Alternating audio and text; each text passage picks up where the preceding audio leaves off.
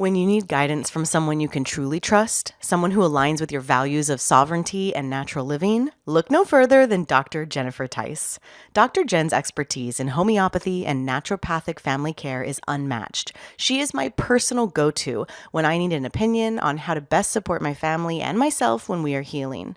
And something I'm always telling everyone about, Dr. Jen runs a very specific food intolerance test. Having this information has quite literally changed my life once I decided to take it seriously. Knowing what our specific foods were to avoid has radically improved the health of myself and my children. So if you're looking to uplevel your health, head over to drjennifertice.com and you can find her on Instagram at Dr. Jennifer Tice.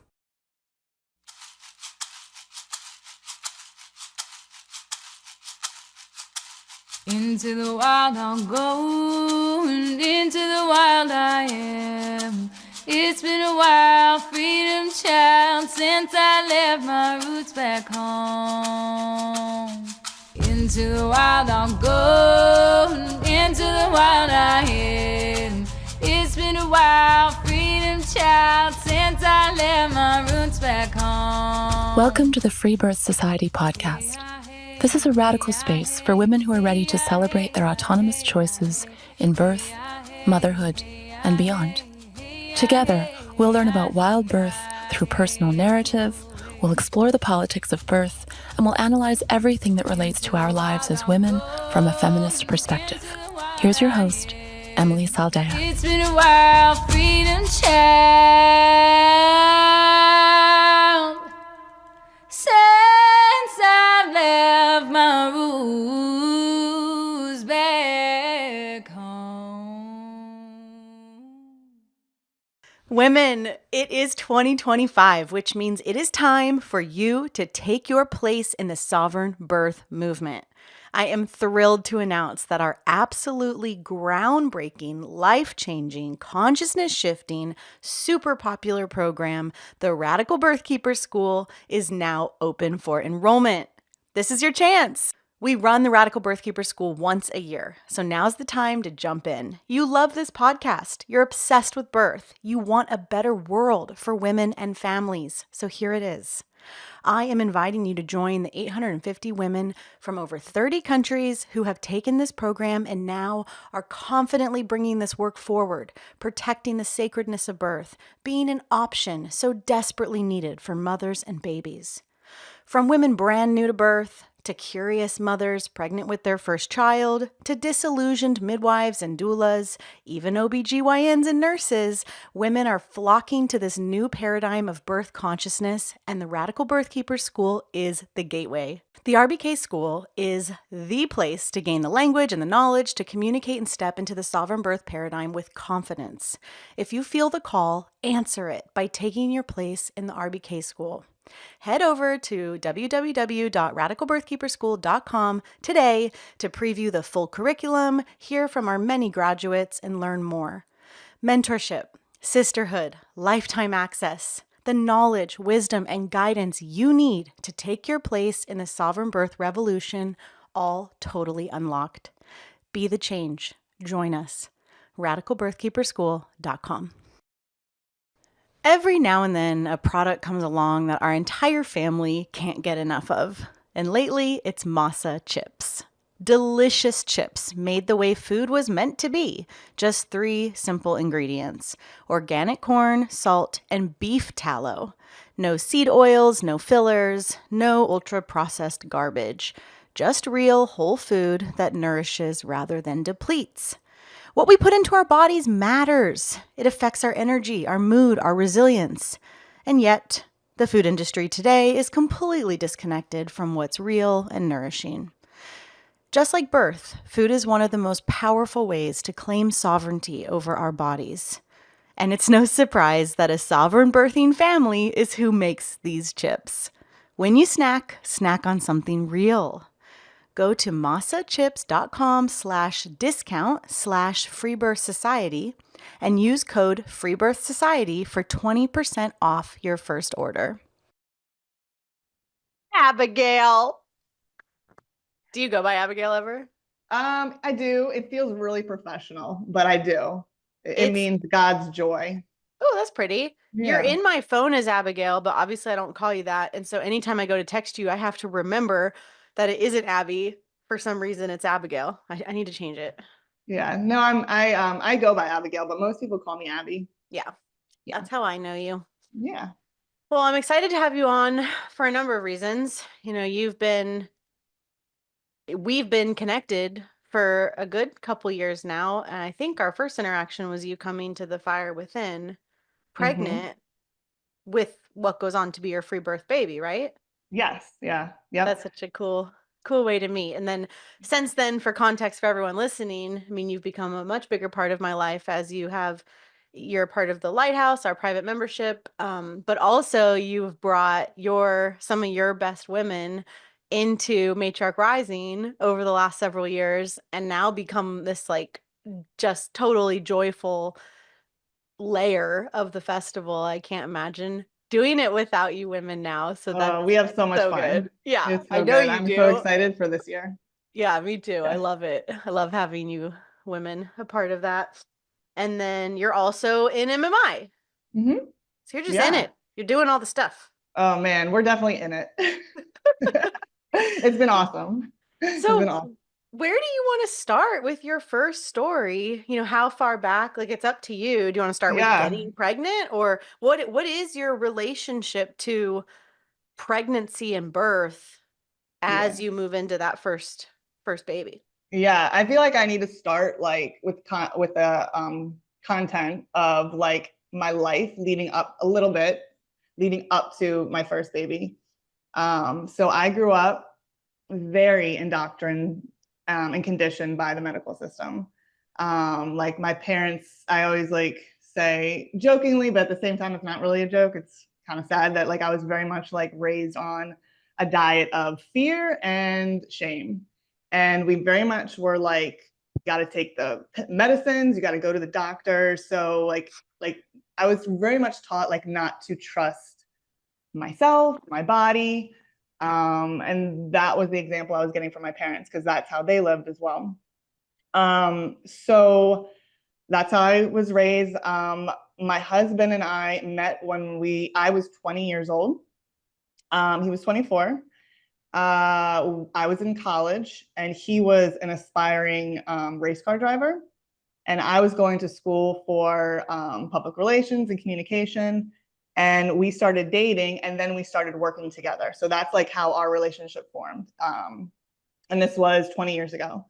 So, so yeah, I spent my 20s with him, like very much in the automotive industry. We were working together. We were traveling the world, partying a lot, and very much allowing other people to control like the decisions about my health. Like I was on like anxiety medication growing up.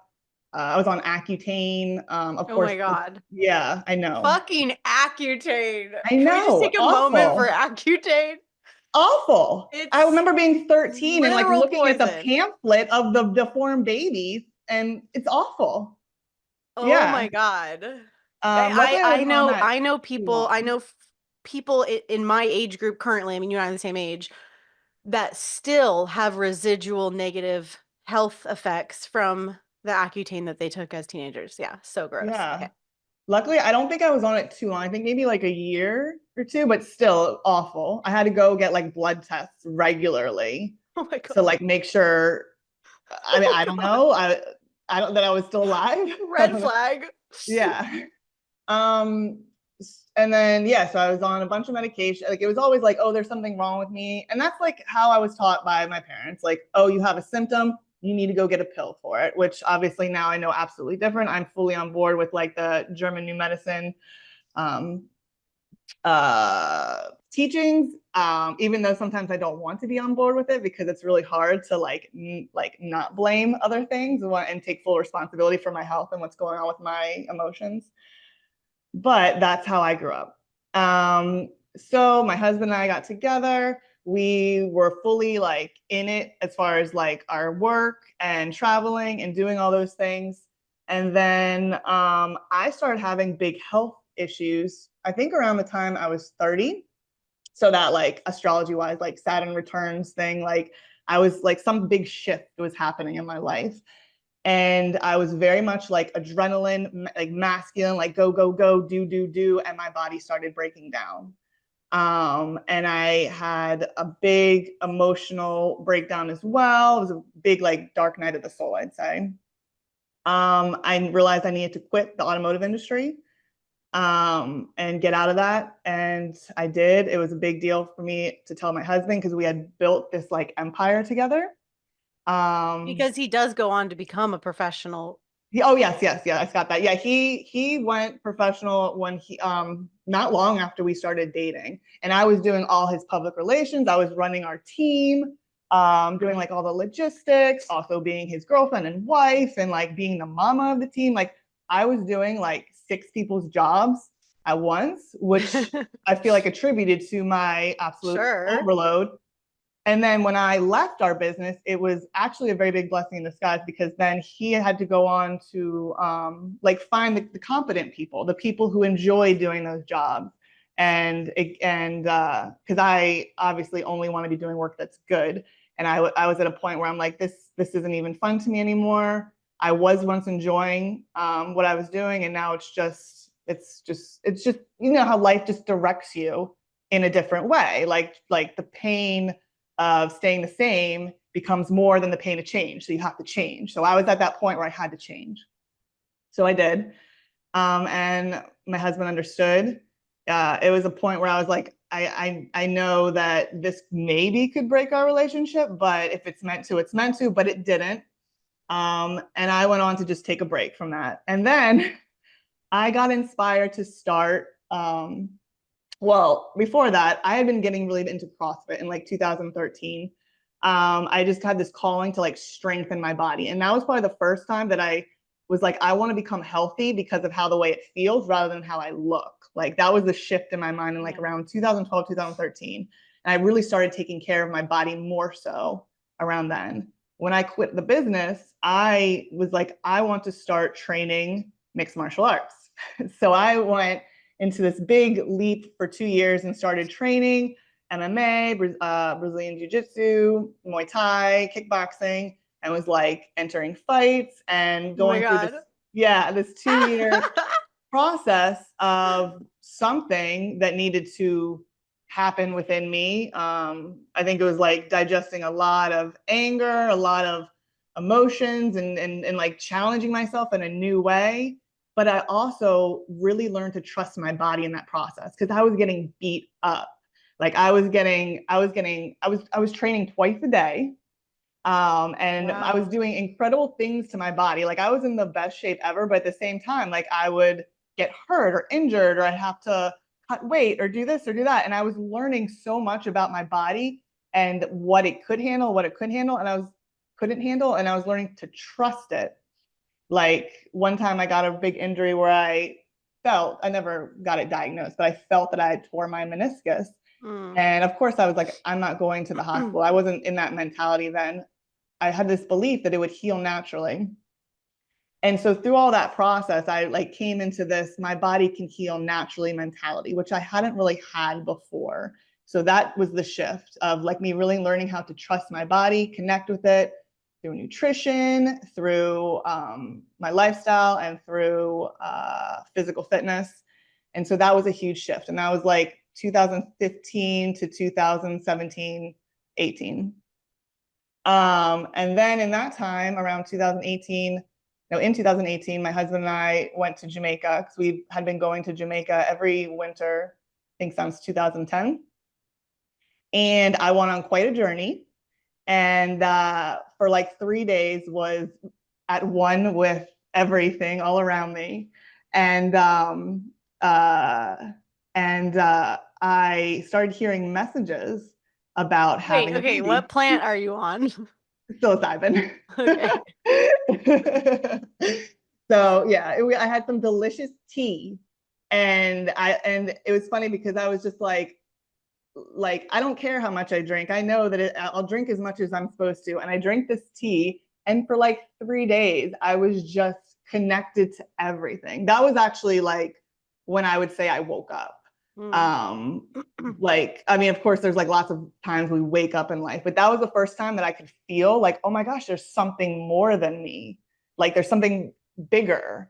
So that was 2000, maybe end of 2017 or beginning of, no, I'm sorry. That was 2017 because my son was born in 2018. So that was in 2017. And I started getting these messages in Jamaica and I started writing them all down.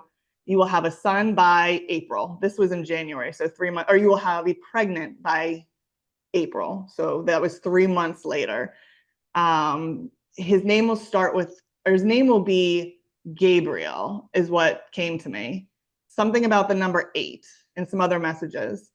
Later in hindsight, I realized I'm very much in touch with angels. Like that's my spirits I talk to. It was Archangel Gabriel talking to me, who is the messenger who tells Mary she's going to have a baby, Jesus. And yes, spoiler alert, the baby Mary has is Jesus. Yeah, spoiler alert, if you didn't know, it's Jesus. I don't know if you guys have heard about this. It's a crazy story.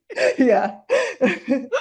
So it was Archangel Gabriel, and that was the first time I had talked to Archangel Gabriel. And now like angels, like they're all like they're like the ones that talk to me.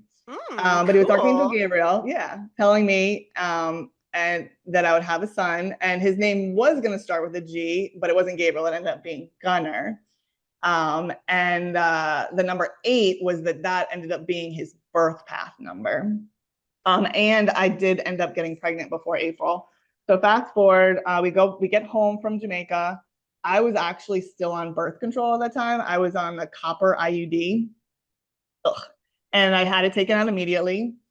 Did you feel ready to be pregnant? Yeah, I was super excited. Like it just felt so right. Like I had never had that in touch of an experience with spirit before. I was like, oh, that's real. I never felt something so real before. So I talked about it with my husband, JR, and he was on board pretty much right away with that. And so we got home, I took out my IUD. I was getting all excited because I was like, yeah, I'm gonna have a baby, I'm gonna plan for it. Like I was and am like such a like planner as far as like, okay, I'm gonna do all these things. So I was going to yoga. I've been doing yoga since I was 20, and I was going to yoga, and one of the yoga teachers there was doing a like putting on a workshop for pregnant mothers, like getting ready to birth. And I showed up to it and I wasn't even pregnant yet. And like everyone else was like coupled and I was alone. I was like, I don't care. I'm just like, this is like me manifesting. Like I'm going to be pregnant soon. So I'm going to go learn as much as I can right now. And she mentioned something to me about, she was like, to everyone, she was like, I really hope you all consider natural birth. And I was like, natural birth. Now I have to rewind because the only thing that's birth to me before then was hospital. And I never even thought about how I was going to birth. So I was like, natural birth. Okay, what is that? And because I'm all like about going against the grain. I don't want to do things the way other people do it. So I was like, okay, I'll do something different. And I started Googling it and I started seeing home birth. I was like, oh my gosh, I could have a baby at home? Of course I'm going to do that. I do not want to go to a hospital. But it's just so funny. I never even like considered how the baby was going to be born. It was just like, yeah, I'm going to get pregnant and have a baby. Well, I mean, our culture is completely devoid of that conversation, like I talk about it all the time. And so my daughter's already talking about it and thinking about it. I'm sure your kids are too. I know they're not females, but like, just by extension of the conversation in the home. And that wasn't a conversation in your home is my guess. Yeah, it wasn't at all. As crazy as it is to think that we didn't think about that stuff growing up, of course we didn't, Yeah. I had never even like heard anything about my birth story at all until I was pregnant with my first and I like actually asked about it. Yeah, we never talked about babies and like, yeah, all I saw was like awful depictions in movies that it's going to be painful. It's going to be horrible. I'm going to be screaming at my husband. And yeah. So I was super excited that I was like, I can do something that other people don't do, or that I don't know anyone else doing. Of course, other people have home births, but I didn't know anybody at the time. So it was exciting to me. And yeah, so that was my decision. And it's funny, I actually, this is a reveal because I don't think you know this, but I knew who you were at the time because when I was like big into my CrossFit days, I was following a woman on Instagram named Gracie. I don't remember her last name, but she ended up having her child, like we were pregnant like the same time together. And I think this is when you lived maybe in California, but she like went to go visit you and she posted about it. And her and I would like chat back and forth. So that's how I learned about Freebirth, was because she had a free birth. Because she had a Freebirth. Yeah. So I had known about Freebirth, and when I was pregnant, I was listening to two podcasts, or I was listening to a home birth podcast, and then I found the Freebirth Society podcast, and I like listened to one episode, and I just have to reveal, I was like extremely triggered at the time. Yeah, like to be completely honest, like it scared me a little bit, because, and here's why, it's because I was not ready to hear women's stories. Of course. I wasn't ready to hear, but it's like I was never able to get to the Freebirth story because I couldn't get past the traumatic stories, you know? I like was very much like, I don't want to hear anything negative. I don't want to hear anything negative. Like that's who I was. I was very fearful because there was a lot of fear coming at me from my family and my friends. As soon as I was like, I'm having a home birth, like I would get all the questions, of course. That's what everyone, like what happens with most women, unless they have a really supportive family, which I did not. So I was listening to a home birth podcast. I was super on board with the home birth, and I ended up finding a midwife, a registered or a licensed midwife. And now looking back, like I didn't know that there was any other option. I just wanted like women there with me. To just was like this in North Carolina? This was in Maryland. So we lived in Maryland. Yeah, and that we'll have to get into, I'll be telling about like the laws and stuff when it comes to that. So so I just wanted like someone there who knew more about birth and who could like educate me and support me. But then at the same time, I take full responsibility that like I actually like chose to give my power away. I never really took the time to learn about physiological birth. And yeah, there was just no one around me teaching that. So all I knew was the midwife route. So I found a midwife close to me. It was her and a student midwife. And I would go for the prenatals like once a month. I refused all tests. My husband and I had taken this like Mama Natural birth course, which was like very edgy for us at the time, but I could see how it also still was very conditioned with lots of things. But I did learn, like, that's what taught me a lot of the stuff that I didn't know about, like refusing the tests and not like, of course you don't circumcise. Yeah, I don't need any checks or anything. So I didn't have any cervical checks. I didn't get any tests. I would just go there and talk to them and they would palpate my belly. At 20-ish weeks or so, we did do a 2D ultrasound because my husband really wanted to know the gender. And for some reason, I couldn't do like the blood test or something. They do like a test, I guess, for checking the sex of the baby. And for some reason, I wasn't able to do it. I don't know why. I think they actually said I was too old, which was very weird. So we did that. And it's funny just knowing what I know now, especially being in the MMI program, of like, I went in real quick. It wasn't in a hospital, it was like an outsourced like ultrasound place. And I was like, I just want real quick, tell me the gender and we're out. And she was like, okay. And the woman was like, oh, and he's heads down. And like, it's just funny, like 20 weeks, who cares, right? Yeah, so we found out he was a boy. I didn't really care about finding out the gender, but my husband really did. I skipped a few things. I had another little dark night of the soul before I like woke up in Jamaica, where I had a dog who was like my child at the time. and he tragically passed away at 6 years old. And that is actually what sent me down this path of natural, like holistic healing, because I was like trying to do all these like holistic things with him. And from that, he was actually just over vaccinated and losing blood and a lot of stuff. And it was a really, really awful ordeal for me. At the time, it felt like the biggest loss like ever.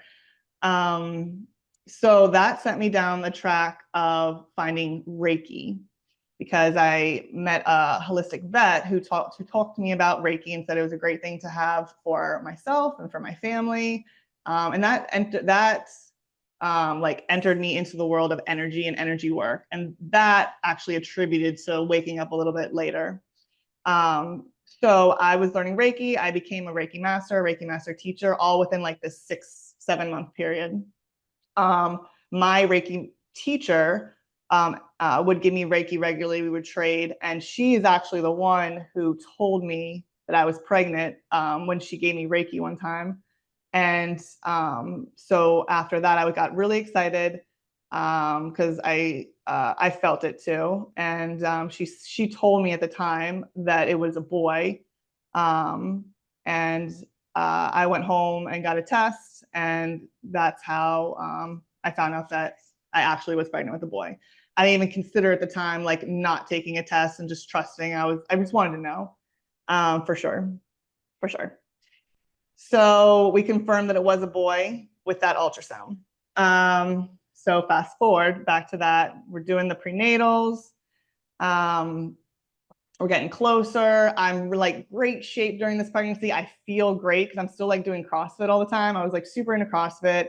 I was like super into like yeah, I'm pregnant, first baby, and like super fit, feeling great. Like that's like definitely like what my mentality was. Like I just really wanted to like prove to everyone that I could be like healthy and fit and be doing the home birth thing. And yeah. And those are all really great things. Yeah, totally. And I was still doing lots of yoga. So yeah, so we get closer to when he's actually born, and a lot of stuff happens in between then. And I am still feeling great. So it's December, and I thought he was going to be born right December 8th, December 7th. This is 2018. On December 3rd of 2018, JR and I went to a prenatal visit, and the student midwife palpated my belly. And the student midwife was like always the one to palpate my belly, which I now find is interesting. She was palpating my belly. She was learning. And she told me, yep, baby is head down. And I said, okay, cool. And we leave to go home. This is probably around 4 that we leave to go home. It takes 30 minutes to get home. On the way home, I started feeling like cramps, like more intense cramps. I kind of were feeling them a little bit at the appointment, and I told them, and they were like, oh, this could just be like some early things. Like, we don't think your baby's coming for probably at least another week. Yeah. And when they speak with such authority about this stuff. Yeah. And like at the time I thought that like maybe it was me downplaying it that made them say that. Cause I'm just like a kind of chill person. Like I'm like, I don't make big deals about things. I'm like, yeah, I'm feeling some stuff, but I wasn't like, oh my God, I'm feeling a lot of stuff right now. So I wanted to kind of be like, why did they say that? But at the same time, I kind of blame myself. I was like, oh, well, maybe I downplayed it, and maybe I should be making more of a big deal over the sensations that I'm feeling. No, they should be good midwives, and good midwives would understand your personality, and that plenty of women are like that. There's nothing wrong or weird about what you shared in the way that you shared it. But when birth providers, medical professionals, whatever, I mean, sovereign non-medical can do this too, act with such arrogance, it always makes me think they must not have a lot of birth experience. Mm. Because anyone who's been doing this for a while knows that a woman can go from cramps to pushing in a couple hours, Mhm. like, come on. It's so weird how common that is. Yeah. And that was the case for me. Ah, really? Yeah. You're So also the obvious candidate of someone who would have a quicker birth, like with how fit you were and just your kind of chill personality. I'm kind of making that up. I don't know if that's like really substantiated, but it doesn't surprise me.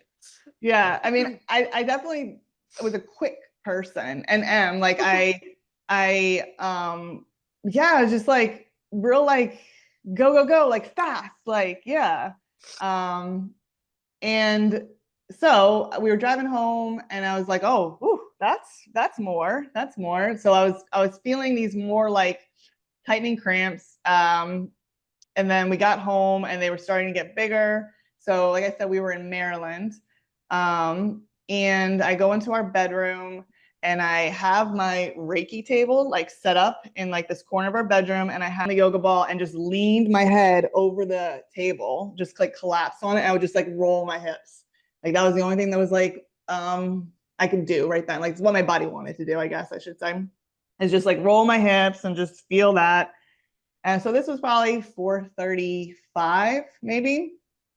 Um, and then I must also reveal too that I started remembering all this timeline a couple weeks ago to prepare for this. And then my husband reminded me that we had a video that I had not watched. It's been 6 years, and I have not watched it. Whoa. Yes. And I realize now it's because I had no desire to watch it. I like had it hadn't come up to me, but now like it was the perfect timing. Like I was supposed to watch it before this to get it to like see it all. So at he cut the video a bit so that he could like have the timeline. It was actually really cute. Like he had like the birth of Gunnar Gittin and like he was just like sharing the timeline. So at 6 o'clock, 6:15, I was on the birth ball in our bedroom. I had like a rebozo, I guess it's called, hanging from the ceiling. I was just like pulling on it. And then I would do that, go back to laying my head on the Reiki table. Soon after that, I went and got in the shower. And I was sitting down in this like step we have in the shower and just like spraying the water on my belly. And I was just like doing the and then in the video, I see myself like talking to myself. So I was in it. Like I could tell I was in it then. So this is like 6:30, 6:30ish of like I was journeying for sure. And then my husband asked me to get out of the shower because he wanted to start the tub. And we had this humongous tub at our old house, and the water from the shower would not allow the tub to fill up. So we needed to be able to start filling the tub up. Um, at some point around then, he called the doula. I have to backtrack about this. That yoga teacher I mentioned who did that workshop, she also was a doula, and she's who I hired as my doula. And she had actually never attended a home birth before. She had only attended hospital births, which I knew at the time, but I was able to accept that. And I don't think I even looked into like trying to find one who has done home birth because I don't think I could at the time, or I just didn't like dig deep enough into it. So she came, and when she came, this was probably, I want to say maybe 8 o'clock or so, 7:30, 8 o'clock. I was back on the yoga ball, head over the Reiki table. In it, I was for sure doing the loud, loud, loud moans, like more so screaming. And I reached down and felt my yoni, and I felt what felt like something like ribbed coming out a little bit. And I asked her to look with her phone, like her flashlight, and she goes, it's a foot. And I look at her, very sternly, because I remember just being hit with this wave of fear and saying, we're not going anywhere. Ugh. Because that's like the first thing I thought of. The first thing I thought of was, oh, they're going to want me to go to a hospital. And we had never like really talked about that much. I just knew that like, that you can't deliver breech. You're not supposed to deliver breech births at home. But through all these prenatals, we hadn't talked much about what would happen if he was breech. I thought he was head down the whole time. We never really talked much about emergencies or backup plans.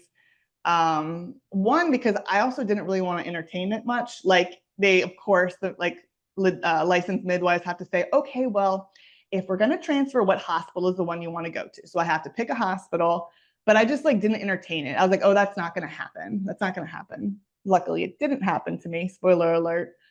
But I straight up said to my doula, we're not going anywhere. And she said to me, she looks at me and says, are they going to allow you to birth in the tub? And it like just struck me so odd when she said that. Like, are they going to allow you? Like, I felt like I had asked permission for something. Yeah. Yeah, I do. Yeah. But then it was just so different then, because I don't think I had realized then, and it was starting to hit me what I signed up for, basically. Yeah. So, so I ended up getting on the floor. I'm on the floor. My chest is over the yoga ball. I'm on all fours. Side note of where I was giving birth was where my dog had left this plane a year prior. Aww. Like in the exact same coordinate on Earth, like in the middle of our bedroom. His soul left and is where Gunnar was coming through. JR calls the midwives, calls the main midwife. I'm just gonna say their names because maybe they'll listen to this. And I like saying names anyway. So Deanne is the main midwife. Hannah was the student midwife. And I also just want to say too that like I know that they're very misguided and we're doing their jobs. It's what they signed up for. And who knows how people change. So maybe if they listen to this now, who knows if they've done a complete 180, because I've met women also through this MMI program who have done that. They've done a complete 180 of being involved in the system or 360 or 180, whatever, and then change their ways. So it's my hopes that would happen to them. So JR had called Deanne, the main midwife, and told her that Gunnar was breech. And she like paused on the phone with him. This is what my husband told me. She had paused on the phone with him and be like, oh, okay, I gotta figure some things out. Like she said, like, oh, I gotta figure some things out. So my husband like was getting fear in him like from the beginning too with the situation. And she told him that she was on his way. Then the student midwife showed up first. Hannah shows up first. She shows up when Gunnar is already coming out. He's like a foot out, like a leg out. And she shows up and walks in, and she immediately comes in and opens up her Doppler, which I didn't even know what a Doppler was at the time because they never used it with me. They never told me they were gonna use it. If so, I would have not approved it because I didn't realize like the Dopplers are just ultrasounds, if not even more powerful. So she puts it on my body. I didn't know what it was touching me, and I screamed. Oh my God. I was like, ow, it hurt me. Like it hurt me, her touching me. And I said, stop it. And she goes, I have to. Mm-hmm. And I cowered, like surrendered. I said, okay. Because like there was just like this fear that entered the room as soon as she entered. Mm-hmm. I could feel it energetically. Oh, yeah. It's like she just, it was in there. And so what are the laws in Maryland around medical midwives and breech? Do you know? That they have, as soon as they find out, they have to transfer. Okay. Yeah. And if they find out, like that's as far as I know. I'm not sure what their laws are as far as like if they had found out that he was belly down while I was still going to prenatals, I believe, because I had another friend in a yoga class that had told me that they would try to get him to flip. Yeah. And then, but the hospital would not be able to, they would not be able, I'm sorry, the midwives would not be able to take a breech or be in a birth with a breech baby. So he would have to go to the hospital for automatic C-section. Yeah. And like if he could not flip. So in hindsight, it was a blessing that they did not know that he was heads down, of course, or feet down, of course. So Hannah puts the Doppler on me, feels awful. In the video, I can see how long she actually had it on me. I didn't remember it being that long. And in the video, I can see that is when I start praying. It was the first time in my life I had ever legit like prayed. Like I had thought that I had, but this was like the for real first time that I really surrendered. And I was so scared. In the video, I was just going, Gunner safe and protected, Gunner safe and protected, Gunner safe and protected, like pleading with God basically to like keep him safe. Cause it just, I could feel there was like fear touching me of something that was like just so like, ugh, it was awful. And so she has that on for a while. And then he's coming out more and more. Nancy, the doula, is at my head. She's got her arms on my back. Her role was really like, I wanted her to be there because I needed like a mother. Like my relationship with my mother was not great at the time. And I saw her as this like mother. And that's what I wanted her to be. And unfortunately, that's not how it ended up being. Like, that's all I think I could conjure at the time of her being it. But yeah, so he's coming out more and more naturally. Hannah's not touching him right now. He's coming out fine without anyone touching him. And then he is all the way out to his head. She starts to like try to flip him. I can see this in the video. Like his chest was like up, and then she starts to like try to flip him so his back is up. And then this is awful. And like, because it's this GoPro that's just facing my yoni, like behind me.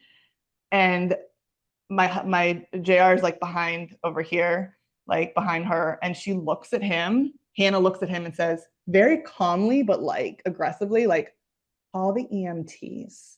And he drops the GoPro, because actually he was holding it. He drops the GoPro and like runs. Whoa. Like that, like put him in so much fear.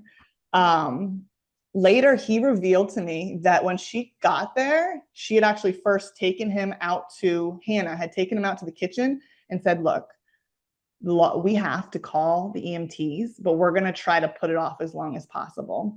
So that it's weird to be like, thank you for the scraps, right? You know, like, thank you for these scraps of trying to help us in the situation, but it's still just an awful situation, right? So, so he knew that they were going to have to call, and he was just doing all the things that he thought he was supposed to do. Like, he didn't know any different.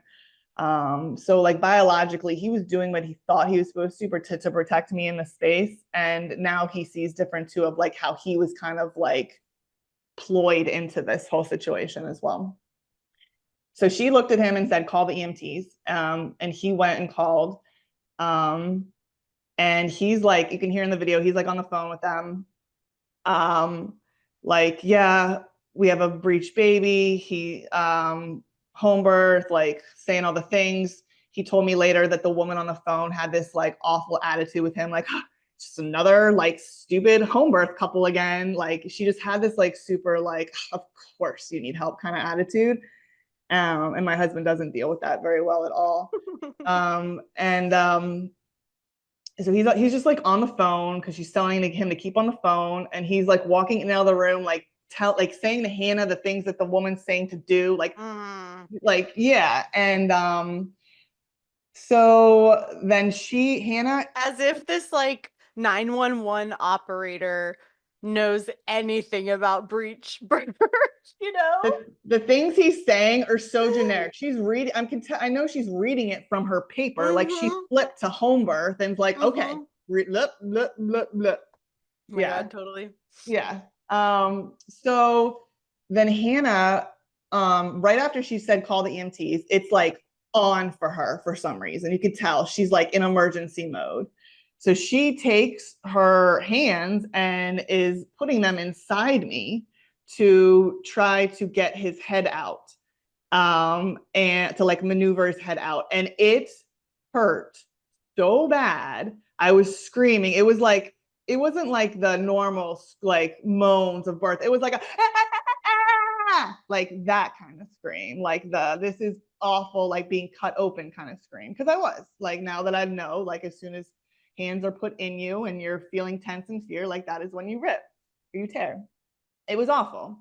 And so she's doing that, and her tone completely changes now too. She's going, push, Abby. I need you to push. I need you to push. Like trying to be calm, but very controlling, assertive at the same time.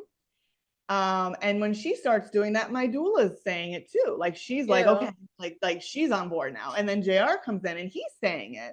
Cause like everyone's like, push, Abby, push. Like, and it's just so much fear. So I'm now in this state of like, something's wrong. I need to push. It didn't feel good to me. It didn't feel like I wanted to. But there was some kind of emergence that I didn't know about. So I'm pushing super hard. It's my back feels like it's literally breaking right now.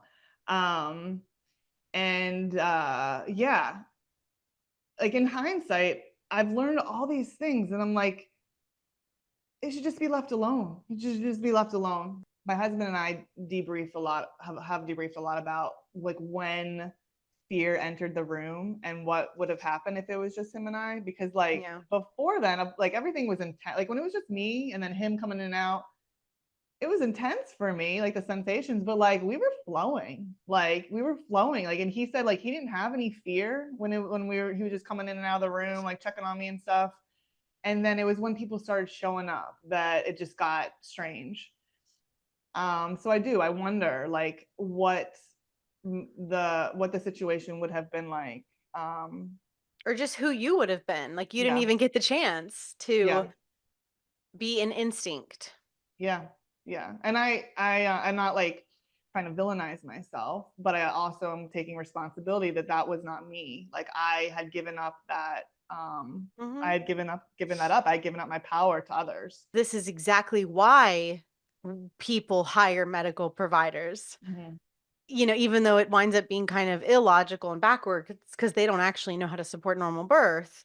But this could be perceived like this chick's story might be, I show up at an unexpected breach and the head's stuck and thank God I'm there because they didn't know what to do and I got that baby's head out. Like she might go home a hero in her version of the story. I know you're not done telling it, but you know what I mean? Yeah. So Totally. interesting. Like this is why she gets hired, is for these emergencies. Yeah. Okay. So she's yanking his head out. Yes. Yeah. So she's doing that. I'm in a lot of pain. He comes out and he is not breathing. I'm told and there's just like this like wave of like that comes over the room. I'm told by Nancy to not look, my doula, to not look. A weird thing to say. Which completely puts me in this state of like complete fear. Like that even is more a so than I already weird am. thing to say. I forgot this, but in the video, I heard myself saying, I want to hold him, like desperate, like I want to hold him. Like as soon as he came out, it was like, I want to hold him. That was my natural motherly, give me my baby. And where did he go? So Hannah took him, Anna had him, and he's on the floor behind me. So I'm on all fours, he's behind my rear. And I hear my husband saying, you can't right now, because I think Hannah had said you can't or something right now. So he's like trying to soothe, like you can't right now. And she gives him mouth to mouth. She gives him mouth to mouth. I watched in the video. It's a total of about 5 minutes that go by while he's just on the floor. And I am silent in the video. And I don't know where I went because I don't remember that time frame. It felt way quicker to me in real life. Yeah.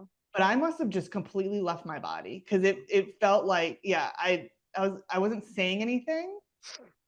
Maybe I think I was just breathing, but I was just out of it. Like what mammal mother, like with what animal would you ever immediately take their young and do whatever to them? Like it's so not instinctual, it's so not primal. You know, the whole thing we grow up hearing that like a mother bird will reject their young if messed with, you know? It's like, damn. And yet these people are literally trained. It's so misogynistic, it's so obstetrical, it's so everything that they don't even realize that they're in the consciousness of, you know, like how dangerous. Because Yeah. it's not just about Gunner. Like what Mhm. you just said, like this, what are you supposed to do? You don't Yeah. have your young. You can't even see him. It's Yeah. happening out of sight. That is so um it's dark. Yeah. On the video of me watching this, I can't see any of this because JR had dropped the GoPro. So I could just hear things now at this point. So I'm going to be saying like what I remember and then what I was revealed to me after watching the video again. So about 5 minutes go by. Deanna, the actual midwife, finally walks in. So she walks in. The lights are still off in the bedroom. Then like immediately after she walks in, the EMT walks in, the main EMT walks in. And he immediately, when he walks in the room, goes, "Did you cut the cord? Did you cut the cord?" And Hannah, I believe it's Hannah's voice, goes, "No." It might have been my voice. It sounded like it was Hannah's in the video. I honestly can't recollect whose voice it was. And he says, "Are there any lights in here?" And someone turns the lights on, super bright lights, super bright, turns them on. At this point, so the EMT keeps asking if Hannah has a bulb syringe, and she's like, "No, I don't." And he asks a couple times, "No, I don't."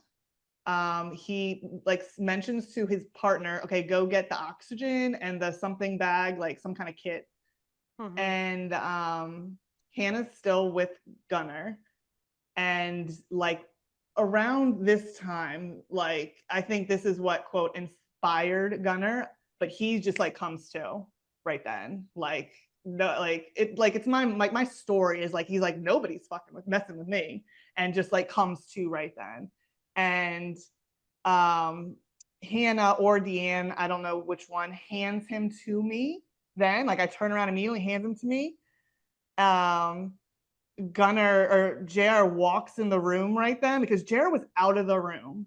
He was like dealing with EMTs coming in the house, like our dog was barking at them, like just all this. And JR comes in the room and you can see him go, "Oh, Gunner," because I was holding him. Like JR just like sighed this huge, like, "Oh my gosh, this is a shit show, and there's my son."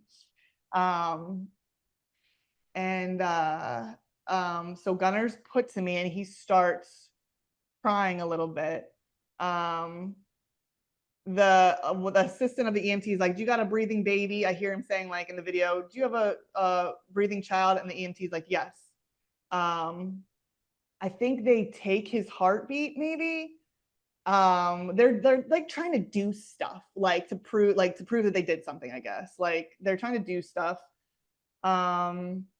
And then at some point, I don't see this in the video, but I remember the EMT asking me or saying, he didn't ask me, he said, "I'd like to take the child to the ambulance still to check him out." And I remember my stories, I remember saying, "Absolutely not."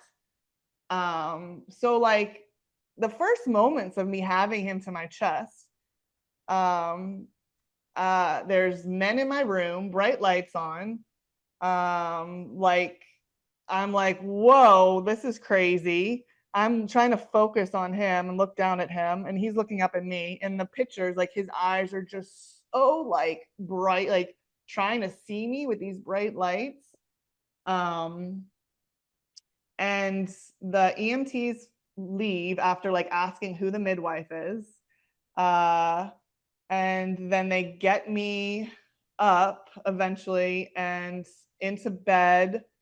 I think one of them, the Deanne said to JR, like, here, you hold him for a sec.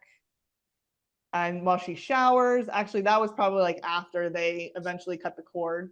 It was all like a blur after this point because it was just so weird. In the video, the video's on of me being in bed, and I'm just like, it was like this like sports game that just happened, right? Like that was the mentality. It was like this like sports game that we had like won or something. Like everyone's like talking about how crazy that was. Like I'm trying to process it with the midwife and Hannah and Deanne and Hannah and Nancy.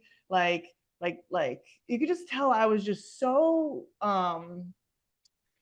like trying to make sense of it all and like make myself feel better about it all. And at one point I say, did I tear?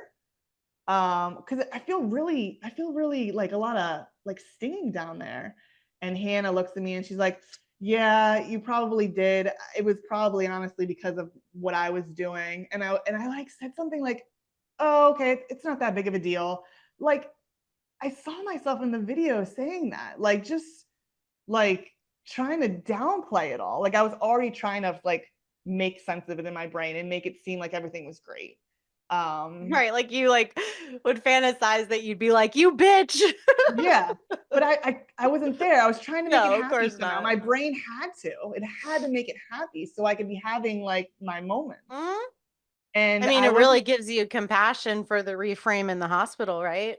Mhm. You Yeah, know? I mean, it's totally. not dissimilar.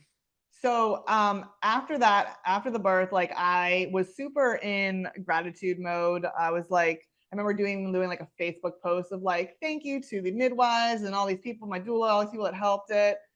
I can see like how I made them all heroes. And that I definitely like gave up my power purposely. Like I needed someone else to save me, and that they took that role in birth. I never told her that they could touch me. I never had cervical checks during my prenatals. We never talked about what birth would be like, and there was a possibility that they would put their hands on me because if they had That's asked crazy. me, I would have said no. Mm. So I think it was just assumed that they were allowed to do that. I never like, yeah, It's called implied consent. yeah, Medical providers, live under this concept of implied consent that by hiring my services, it is implied that you consent to the things I want to do or that I yeah, will do. It's yeah. really crazy. Yeah, so like with that and like the Doppler, like had I known, I would have said no. But I think that I was meant to. I had to have that experience because I grew up a lot with that experience, and I didn't. It Mhm. wasn't until the pregnancy of my second son, who we're going to move into his story, that I actually was able to start digesting that and breaking that down. I had been living for the next 2 years in like, oh yeah, I had a home birth. It was great. I had midwives. But it actually wasn't until I was pregnant with Grayson, my second born son, that I started feeling like, wait a minute, something doesn't feel right about that. Yeah, so I guess I could move into that now. Oh, well, let's end with Gunnar. Everything was fine. He breathed. It was great. Uh, it was a really fast birth, and I feel like there's a few things that I notice about him from that birth. Hmm. He doesn't like being told to do things. I mean, a lot of kids don't, but he was told to breathe. He couldn't Hmm. breathe on his own. He was told to breathe. And I just think that's really interesting. Um, and he wants me to come to him very fast. Like if I, like Hmm. he'll call for me, and if I'm not fast enough, he'll get very upset. Mm. And I just think that's a direct correlation of he wanted me just as much as I wanted him in those Sure. 5 moments. And I know that that's part of the story, and that lets me soothe him more when I'm not coming fast enough for him, and just seeing that with compassion. So Gunner is about 2.5 when I hear another voice that I'm meant to have another baby. We're in Mexico. I'm in the ocean of Mexico at the time, and that's when I like start hearing these voices. I talked to JR about it, and he's in. And we are able to conceive within like 2 months of that happening. So during this pregnancy, I'm slowing down a lot. I'm starting to feel these feelings of like dissecting my first birth. And I start thinking again, okay, I kind of want to just hire like a photographer to be there. I knew I didn't want a midwife. I definitely didn't want a midwife. But my husband was asking me about it. JR was asking me like, so are we hiring a midwife? And why didn't you want a midwife? I didn't want anyone there to tell me what to do. I really much just wanted to be alone. Like I had come to this understanding that like I would change myself in front of somebody else. Right. If someone else was there, I would change. And I'm guessing you didn't then carry a story that this student midwife saved Gunner. Yeah, I did not. Yeah. Yeah, I had realized that that was what she was there for, her thinking that she was doing. Right, for sure. But I still kind of I honestly just wanted a photographer there. I wanted a photographer there to take pictures. And I found this one photographer who called herself a birthkeeper. But I think she was just using that term. I don't think she actually went through any training other than doula training, because she also on her website was like a doula. And I mean, it's a pretty open source term. It's like calling yourself a coach. Anyone can. There's no regulations to it. Yeah. Yeah. So I contacted her because and the story I was telling my husband was like, yeah, I have this photographer there, and like she knows stuff. Like if I needed help, like she knows stuff. Like it was like him and I at this point were like kind of a lot really disconnected, because I was blaming him honestly for a lot about that birth. I was feeling a lot of resentment towards him for not being able to protect me. And now I see that was the story I created. And he was actually doing everything that he knew he like thought he was supposed to be doing. Well, that's very common, and obviously I coach women in processing their births, and this comes up a lot. And what's complicated about it is, yes, it's just more complicated than just he was doing what he knew to do. It's also that you both together chose an outside authority, which puts him in a subordination role, right? So it's not the natural role of the protector to be subordinate in the way that is expected when you have a medical provider there, because the medical provider is actually now the protector, right? In this kind of confusing way. And so it's very I mean, it's really emasculating, actually, I think in many ways. And it's a complicated conversation, but a lot of women that I debrief with share the deep resentment and abandonment and betrayal that they feel after the partner has, with perhaps the best of intentions, participated in the exact dynamic that the couple set up. But it's also completely valid because they are a part of what turns out to be sabotage.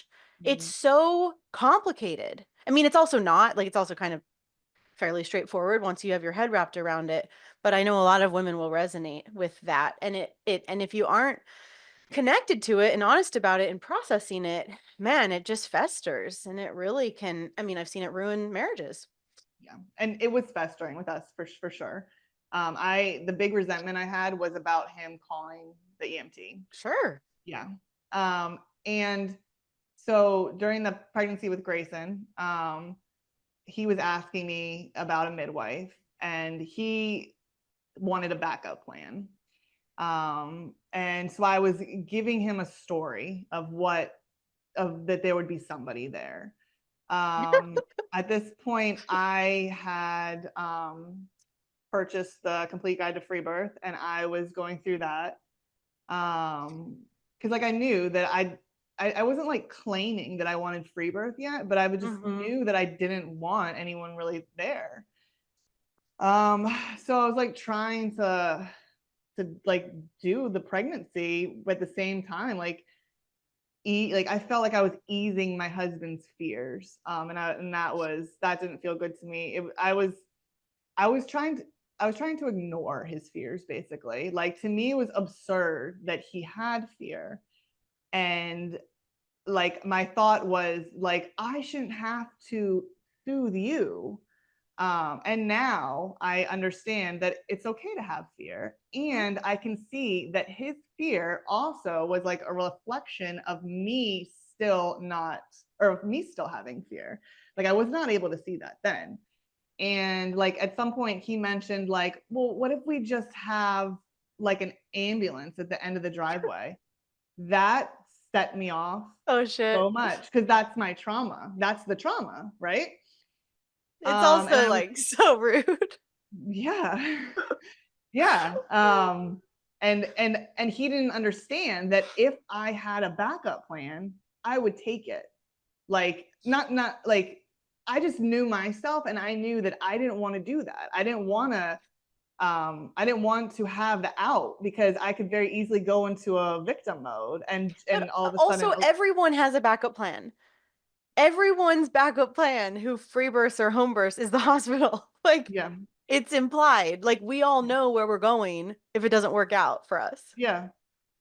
And yeah, and but so I was very much in trying to avoid those big conversations. I was very angry for my husband having fear, and also in denial of my own fear. So I was going through the Freebirth Society stuff. I went to your retreat. So that was in September. I was 5 months pregnant.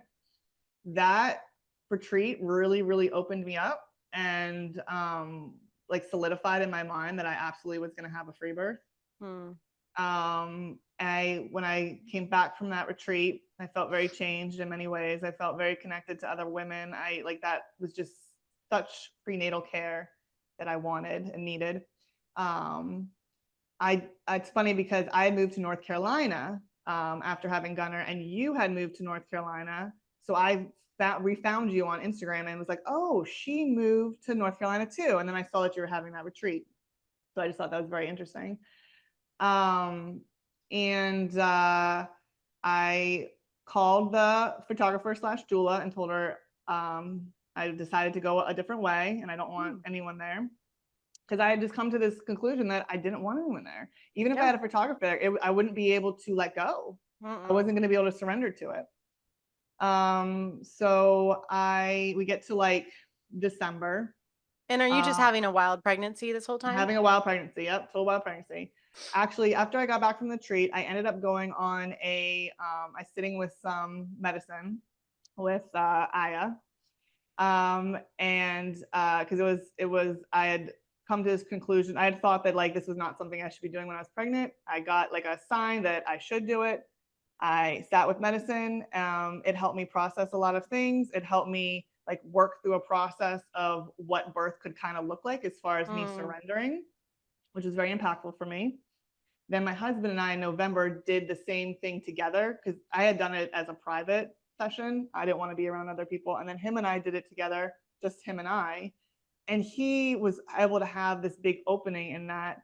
And like while we were journeying together, he like came to me and was crying and looked at me and said, I understand why you've been doing all of this. I'm sorry for all that that I've been putting you through, and I'm going to support you. And like, it was huge. That's awesome. Huge. Yeah. So like everything after that, everything was like given up on his part with that. Like we didn't talk much about the birth plans or anything after that, but he wasn't like he was being as supportive as he could, basically, you know. There's no like worrying and like, oh, we gotta have a plan and what are we gonna, this is gonna happen. I had a friend who I reached out to because I knew I was gonna need some support like leading up to birth and afterwards. Her name is Megan, an amazing woman. She needed a temporary place to live, so I brought her into my house. Would pay for her food and a little bit of like pocket change, and she would help me with my son in like that month leading up to birth, so I could like have some more space to like prepare to rest, like and just be like getting things. She like prepped a lot of food for me. And Nice. then February comes and my husband has this big race every February for like 2 weeks. And he goes to it. It's a really big deal to him. And I kind of just let go and trust that baby's either going to come while he's gone or we'll wait till he comes back. Yay, And yay. yeah, so he comes. How pregnant are you when he's gone? 40 weeks. Oh, 39 weeks? 39 weeks. snap. Maybe 39. Dang. Okay. Yeah, I like really didn't track much too during this wild pregnancy. I think I was 39 because I remember I think I had him at 40 in a day. So like You were fine with birthing without him? I kind of just surrendered that what was meant to happen would happen. And Megan was living Okay. there. Yeah. Yeah. And I also now know that I didn't want him there during birth. Oh. But I wanted him to be there. And there was nothing I could do. Like he was gonna go. He was gonna go to this race, and he like very much trusted that everything would be fine too. So he went.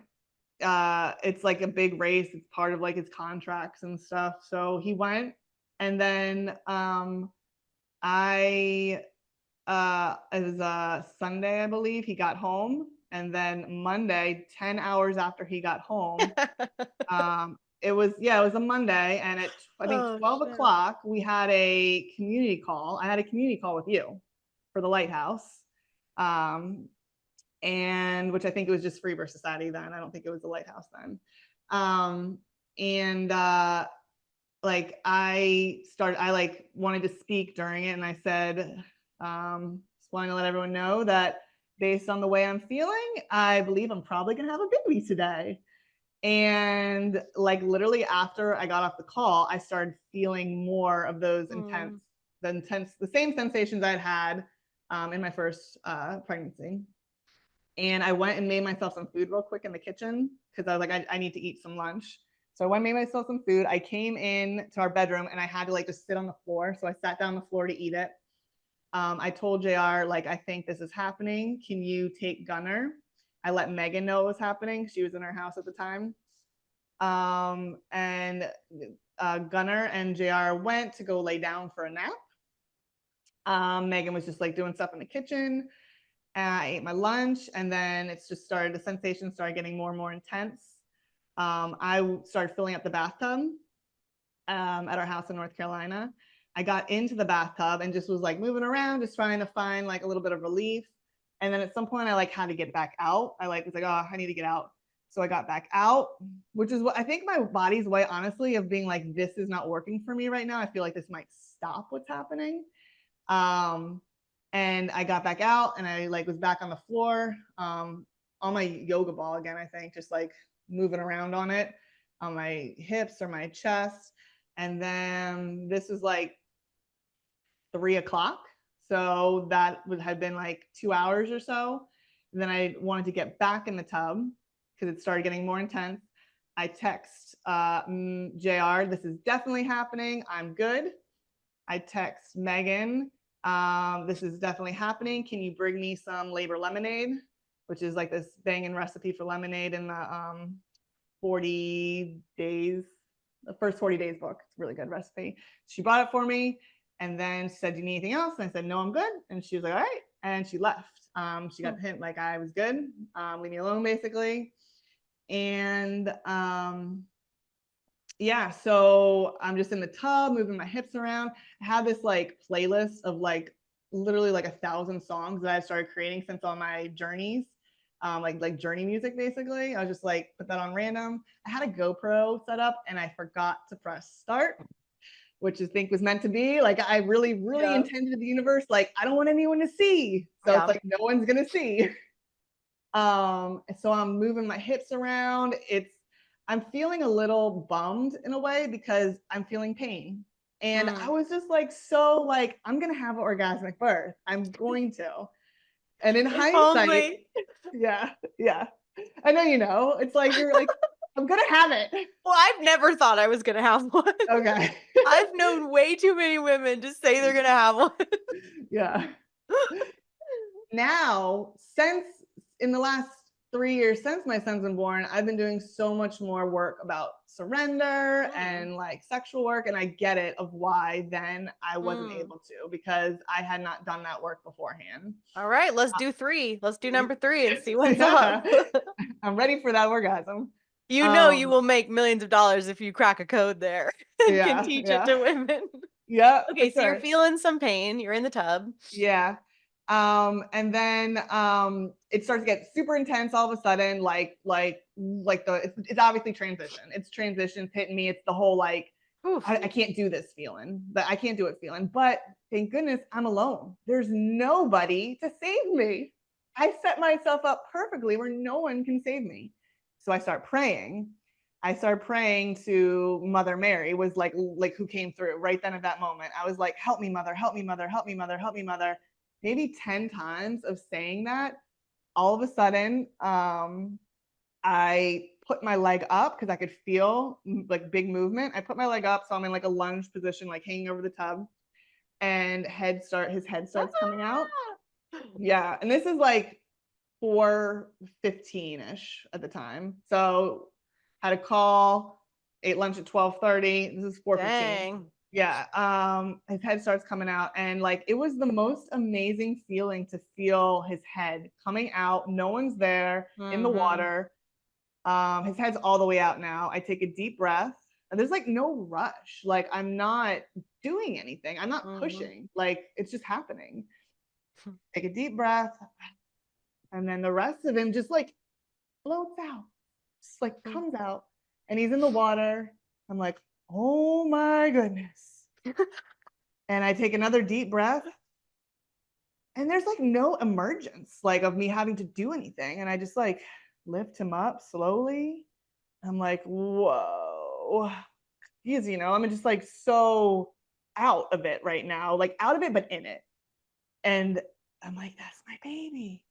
And I had thought this whole time that he was a girl because I just felt this feminine energy throughout my pregnancy. But maybe it was yours. Yeah. I was literally about to say that, and you read it. It was mine, and it was the little girl I felt was my inner child that I was mothering. It was my inner child. So it was a boy, and I didn't have a name for a boy, so it was just my boy. And I looked at him and I held him to me. I did have my phone close by, so I thought to take a selfie really quick.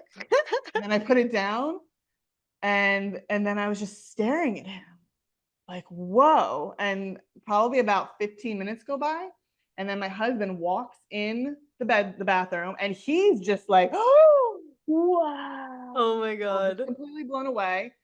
Megan had woken him up. Like I had never told her to, but like she like had the intuition, like she should probably wake him up, which was divine. She woke him up and said, Abby's birthing right now. And he comes in, Gunner's still asleep. And he's just like amazed, like twinkles in his eyes.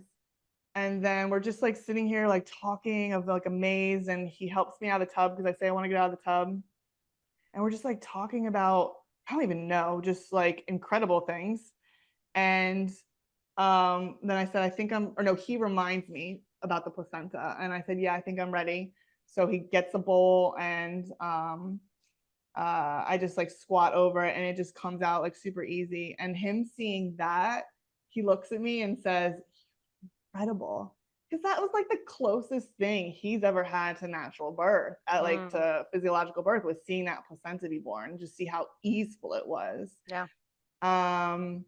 So he helps me up. He takes me to bed. At this point, Gunner comes in. I end up doing a lotus birth. I had stuff ready to burn the cord just in case I was like, yeah, this isn't for me. But I stuck through it, and it actually didn't seem too awful for me to carry. Like every time I go pee, I would just carry the bowl and baby and just sit down in the potty and come back. Cord came off naturally after 3 days. And the postpartum was just so different, like not having to talk to people and debrief about a bunch of stuff. I stayed in my bedroom for 3 weeks. I think during the third week, I got up at one point and went out in the kitchen when no one was home just to like be alone in my kitchen. I had Kat, come give me Reiki every few days. Tara would come give me massages in bed. Mm. Yeah. That's a good crew to have in Yeah. postpartum. They were my two. They were the only two that would come. Besides Megan would bring me food. JR and Megan would bring me food. Because Kat would Tara's come. just like permanently on ecstasy of life. So Yeah. just like having that in that's Yeah. like a perfect combination.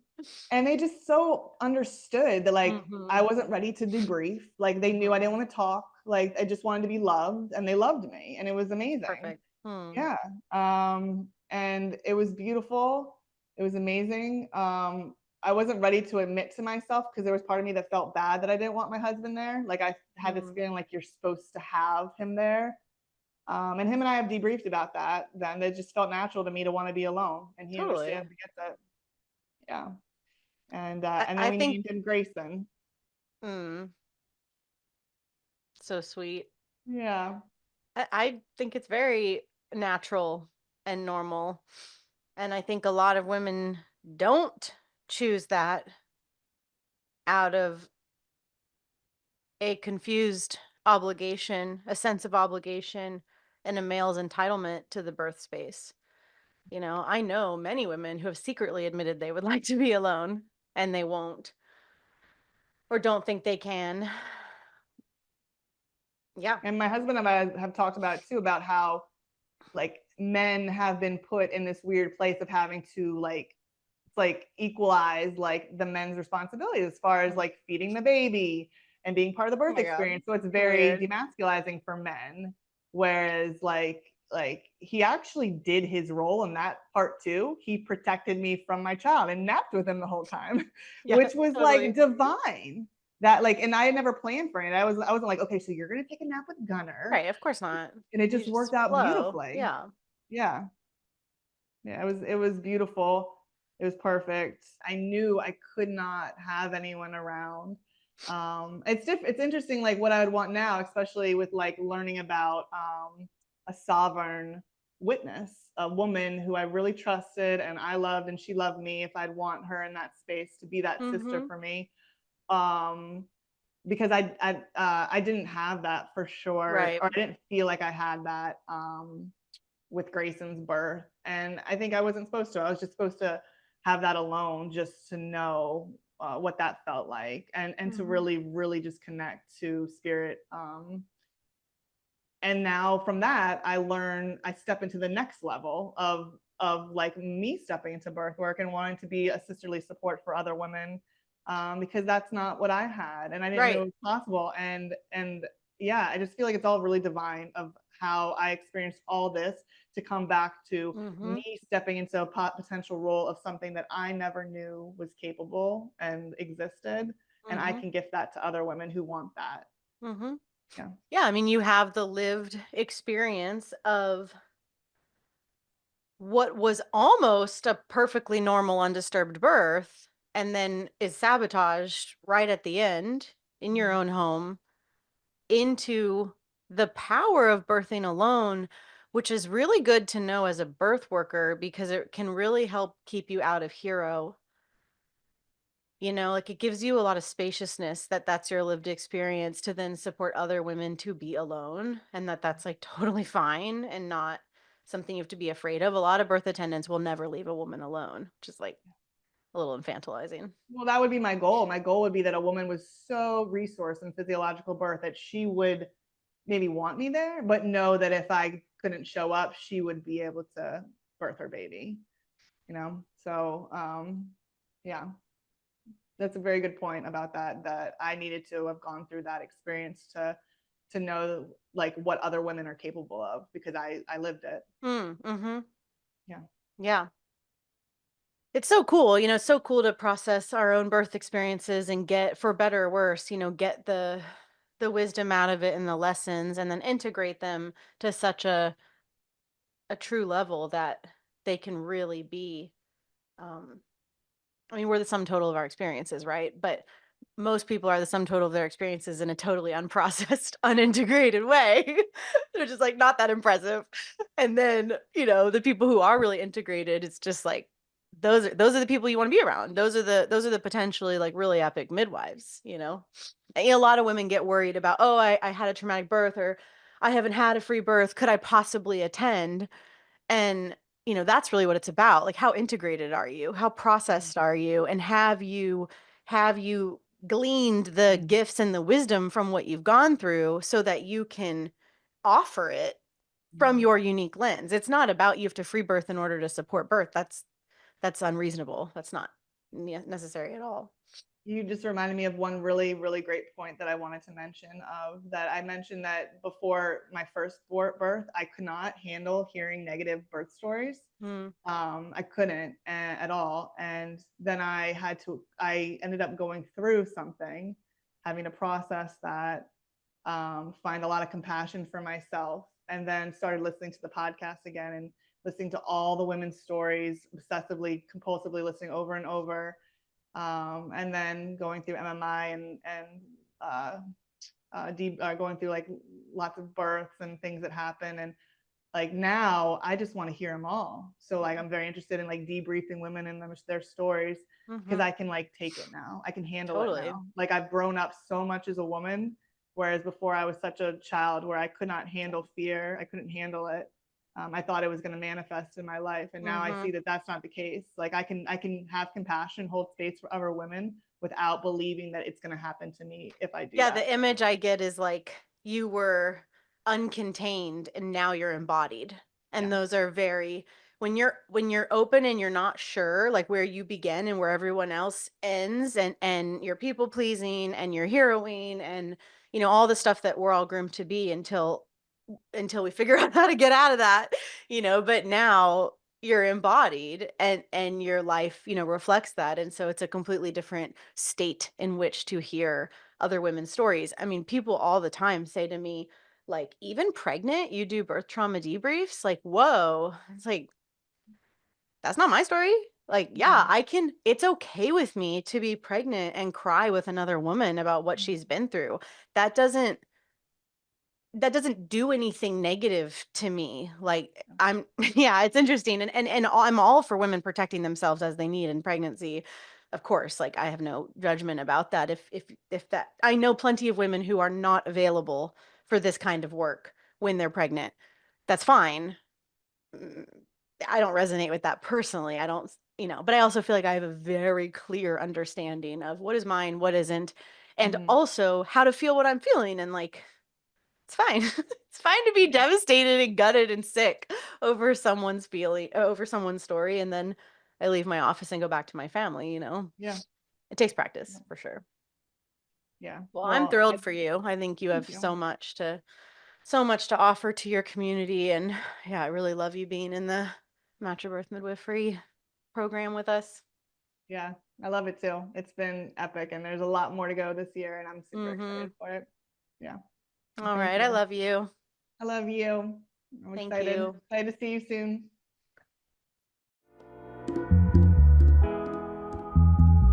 I hope you enjoyed the show today. You can support this podcast by donating to it through the link in the show notes below.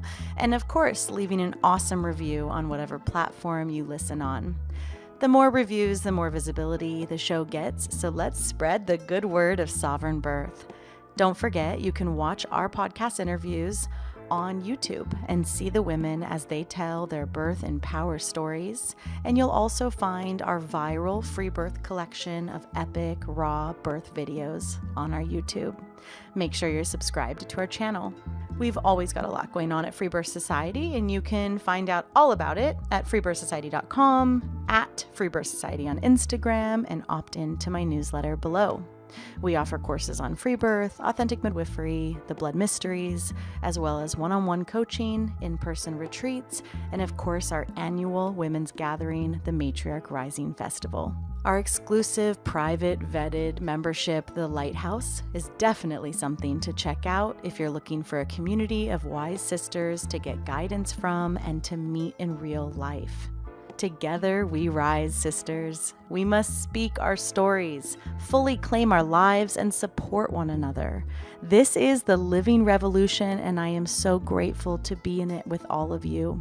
I'll leave you with our gorgeous Freebirth Society theme song, Wild Woman by Aruba Red.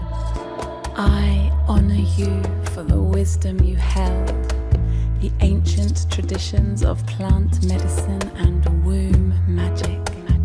I feel the spirit of the ancestors as I place my hands upon my belly. This sacred portal will be honored. Eons upon light beams of survival, withstanding the eradication of our power by design. I will not allow the separation of our young to be forced upon me. My sisters will no longer birth in captivity. The picket line redefined from burning our wild women to paralyzing us and drugging our babes. Strapped down in a clinical white bed, drying up the milk from our breasts. Keep your needles. My family will never again be doomed to chase those dragons or your poison. We reject your fear. We choose love. Everything with intention. Death, ascension. I will fly and bring her back from the stars. Conscious